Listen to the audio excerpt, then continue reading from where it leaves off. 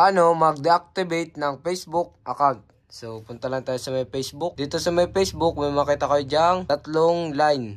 Yan, dito sa may menu. Then, kapag nandito na kayo sa may menu, click nyo lang ito settings and privacy. Yan, settings. At once na nandito na kayo sa settings and privacy, dito kayo pupunta sa may Meta Account Center. So, kapag hindi nyo naman siya makita, then wala dyan, search nyo lang siya sa may search bar, Meta Center. At yan, lumabas na. So, click nyo lang tong pinakang ito, ayan, tong Meta Account Center. Once na maklik nyo yan, mapupunta kayo dyan sa may Account Center. Then, ito, personal details. Punta kayo dyan. Once na sa may Account Center, click nyo lang itong personal details.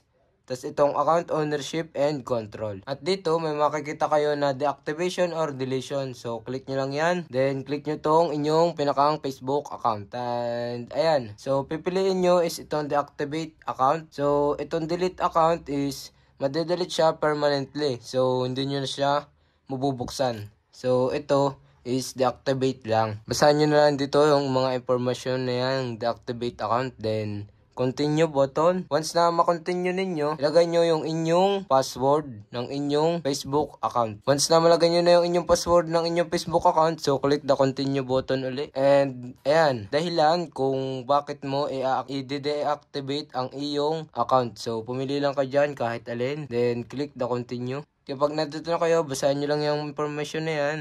Then continue ulit. At yan, once na nandito na kayo sa may confirm temporary account deactivation, ayan, kapag gusto nyo nang may check, at ayan, pag may check, magagamit nyo pa yung inyong messenger. And kapag gusto nyo namang hindi na gamitin yung messenger at Facebook, so tanggalin nyo yung check button, tas click the deactivate my account. And ayan, na-deactivate na natin yung ating account. At yan, successful na-deactivate na natin yung ating account sa ating Facebook application. At kapag may katanungan kayo, comment down below. At kapag hindi ko pa kayo subscriber, mag-subscribe lang kayo sa aking YouTube channel. I-hit ang notification bell para sa mga susunod na video like this.